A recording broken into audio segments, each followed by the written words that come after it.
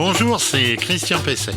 Je vais vous parler aujourd'hui de chaleur dans la véranda. Parce que quand le soleil commence à donner, à partir du printemps et évidemment jusqu'à l'automne, eh bien la véranda, elle peut très vite devenir un véritable four, surtout si elle est exposée évidemment au sud. Alors il existe un certain nombre de dispositifs pour lutter contre la chaleur, notamment donc dans la véranda.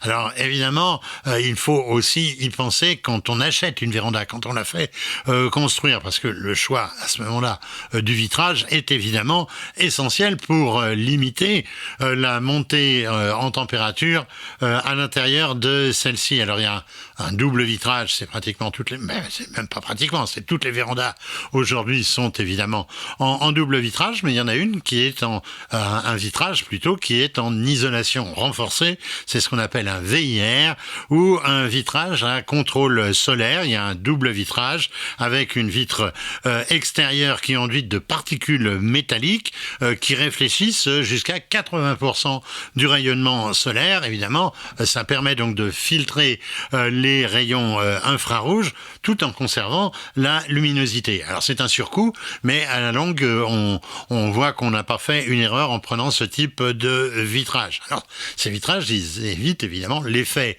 de serre, puisque finalement une véranda, c'est rien d'autre qu'une serre adaptée à la vie commune dans la maison.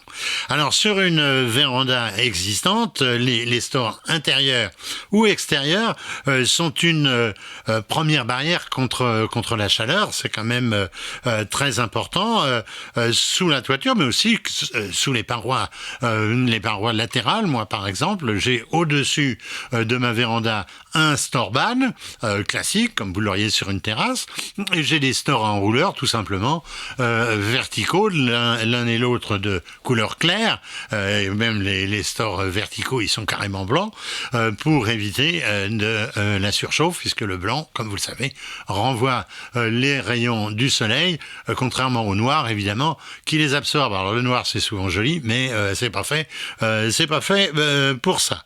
Alors il y a aussi la possibilité de mettre des films solaires qui peuvent réduire aussi jusqu'à 80% des infrarouges. Alors il faut les choisir évidemment pour qu'ils soient suffisamment translucides quand on est à l'intérieur de la véranda. Ce qui est des fois un petit peu gênant, c'est que ils sont couleur métallique à l'extérieur et ils renvoient le rayonnement, ce qui parfois peut être justement désagréable pour les voisins.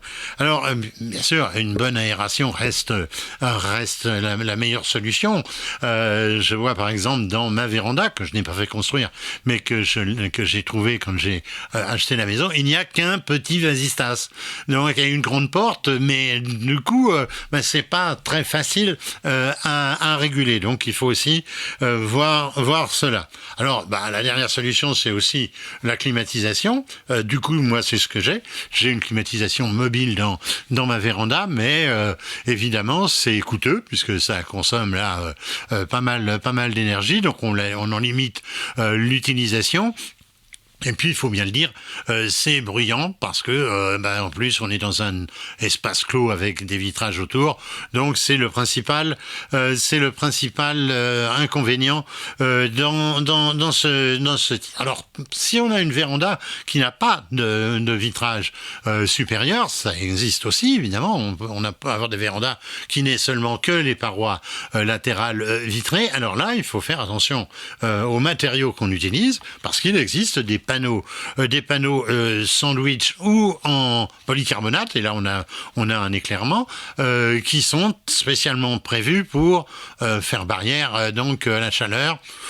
Ça marche pas trop mal, mais pour le polycarbonate c'est assez, je trouve, assez limité. Et puis enfin, il y a aussi l'ombrage naturel. On peut choisir de planter quelques arbres autour de la véranda, ce qui va permettre de faire un ombrage naturel, mais ça fera un peu aussi obstacle à la lumière. Donc, vous voyez, il faut choisir entre les deux. Eh bien, je vous souhaite de passer de très bons moments sous cette véranda et de ne pas y avoir un four. C'est bien agréable de pouvoir manger dans sa véranda sans étouffer, évidemment, pendant son repas.